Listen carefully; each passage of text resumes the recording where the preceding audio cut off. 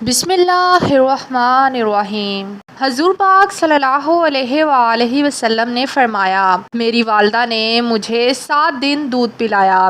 8ویں دن دشمن اسلام ابو لہب کی کنیزہ صوبیہ کو یہ اعزاز حاصل ہوا۔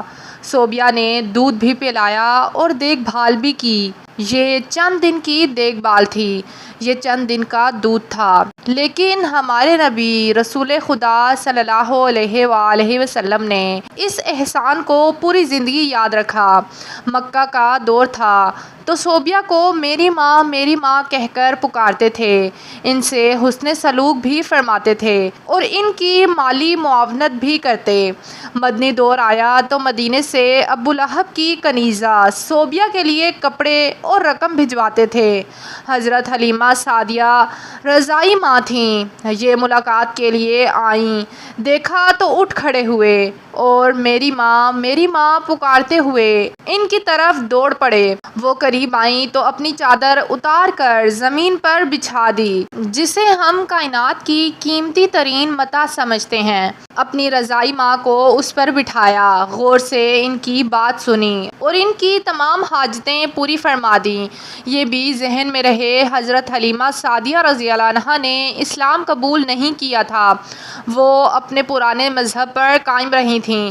فتح مکہ کے وقت حضرت حلیمہ کی بہن خدمت میں حاضر ہوئیں، ماں کے بارے میں پوچھا، بتایا گیا کہ وہ انتقال فرما چکی ہیں۔ رسول اللہ صلی اللہ علیہ وآلہ وسلم کی آنکھوں میں آنسو آ گئے، روتے جاتے تھے اور حضرت حلیمہ کو یاد کرتے جاتے تھے۔ رضائی خالہ کو لباس، سواری اور 100 درہم عنایت کیے۔ رضائی بہن شیمہ غزوہ حنین کے قیدیوں میں شریک تھیں، پتہ چلا تو انہیں بلایا، اپنی چادر بچھا کر بٹھایا، اپنے ہاں قیام کی دعوت دی۔ حضرت شیمہ نے اپنے قبیلے میں واپس جانے کی خواہش ظاہر کی۔ رضائی بہن کو غلام، لونڈی اور بکریاں دے کر رخصت کیا، پھر وہ بعد ازاں اسلام لے آئیں۔ جنگ بدر کے قیدیوں میں پڑھے لکھے کفار بھی شامل تھے۔ ان کافروں کو مسلمانوں کو پڑھانے، لکھانے اور سکھانے کے عوض رہا کیا گیا تھا۔ حضرت سید بن ثابت رضی اللہ عنہ کو عبرانی سیکھنے کا حکم دیا۔ آپ رضی اللہ عنہ نے عبرانی زبان سیکھی اور یہ اس زبان میں یہودیوں سے خط و کتابت کرتے تھے۔ کافروں کا ایک شاعر تھا، سہیل بن عمرو، یہ رسول اللہ صلی اللہ علیہ وآلہ وسلم کے خلاف اشتعال انگیز تقریریں بھی کرتا تھا اور توہین آمیز شعر بھی کہتا تھا۔ یہ جنگ بدر میں گرفتار ہوا۔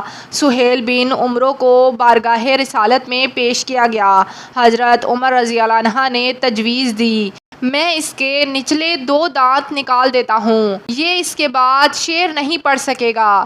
تڑپ کر فرمایا، میں اگر اس کے اعضاء بگاڑوں گا تو اللہ پاک میرے اعضاء بھی بگاڑ دے گا۔ سہیل بن عمرو نے نرمی کا دریا بہتے دیکھا تو عرض کیا، مجھے فدیہ کے بغیر رہا کر دیا جائے گا۔ اس سے پوچھا گیا، کیوں؟ سہیل بن عمر نے جواب دیا، میری 5 بیٹیاں ہیں، میرے علاوہ ان کا کوئی سہارا نہیں۔ رحمت للعالمین کی غیرت نے گوارا نہ کیا، یہ 5 بچیوں کے کفیل کو قید میں رکھیں یا پھر اس کے 2 دانت توڑ دیں۔ غزوہ خندق کا واقعہ ملاحظہ کیجیے۔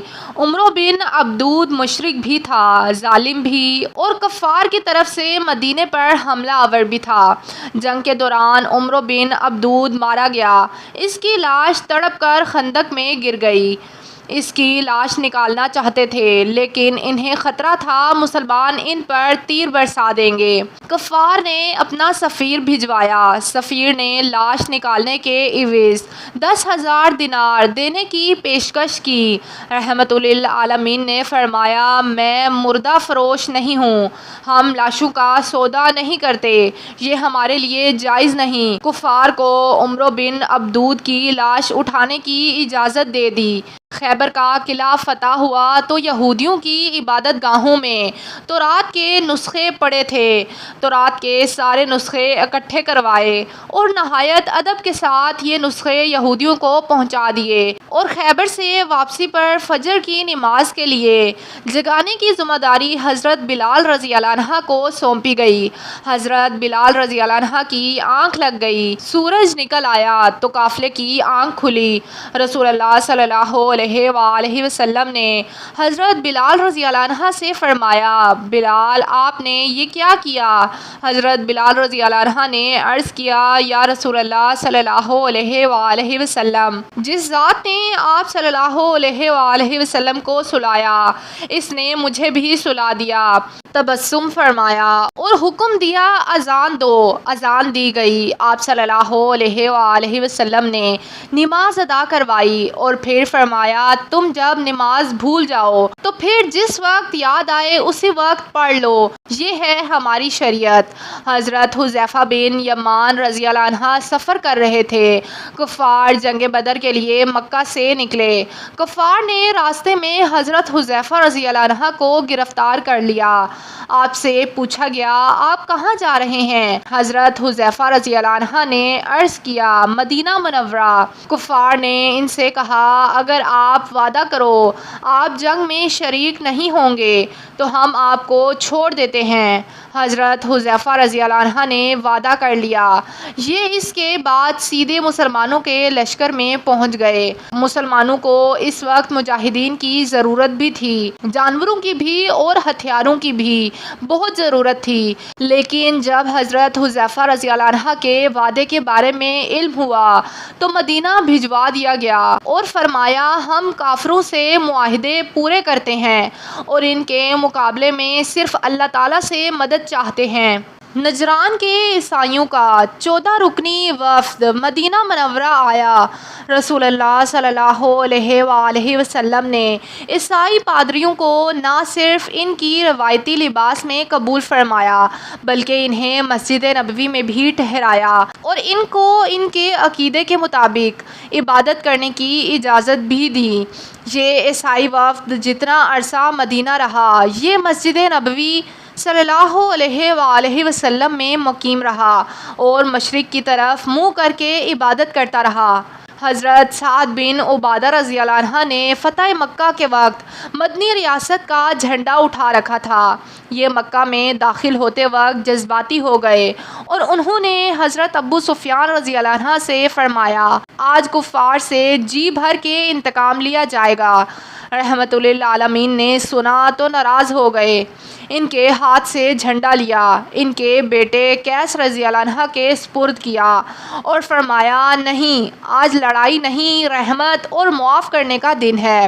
مدینے میں تھے تو مکہ میں قحط پڑ گیا۔ مدینہ سے رقم جمع کی، خوراک اور کپڑے اکٹھے کیے اور یہ سامان مکہ بھجوایا، اور ساتھ ہی اپنے اتحادی قبائل کو ہدایت دی کہ مکہ کے لوگوں پر برا وقت ہے، آپ لوگ ان سے تجارت ختم نہ کریں۔ مدینہ کے یہودی اکثر یہ بحث چھیڑ دیتے کہ محمد صلی اللہ علیہ وآلہ وسلم حضرت موسیٰ علیہ السلام سے افضل اور بہتر ہیں۔ یہ معاملہ جب بھی دربار رسالت میں پیش ہوتا تو رسول اللہ صلی اللہ علیہ وآلہ وسلم مسلمانوں سے فرماتے، آپ لوگ اس بحث سے پرہیز کیا کریں۔ ثمامہ بن آسال نے رسول اللہ صلی اللہ علیہ وآلہ وسلم کو قتل کرنے کا اعلان کر رکھا تھا۔ یہ گرفتار ہو گیا، اسلام قبول کرنے کی دعوت دی لیکن اس نے انکار کر دیا۔ یہ 3 دن قید میں رہا، اسے 3 دن سے دعوت دی جاتی رہی۔ یہ مذہب بدلنے پر تیار نہ ہوا تو اسے چھوڑ دیا گیا۔ اس نے راستے میں غسل کیا، نیا لباس پہنا، واپس آیا اور دست مبارک پر بیعت کر لی۔ حضرت عائشہ صدیقہ رضی اللہ عنہا نے ایک دن رسول اللہ صلی اللہ علیہ وآلہ وسلم سے پوچھا کہ آپ کی زندگی کا مشکل ترین دن کون سا رہا؟ فرمایا، وہ دن جب میں طائف گیا اور لوگوں نے شہر کے بچے جمع کر کے مجھ پر پتھر برسائے، میرے پاؤں خون سے تر ہو گئے۔ وہ میری زندگی کا مشکل ترین دن تھا۔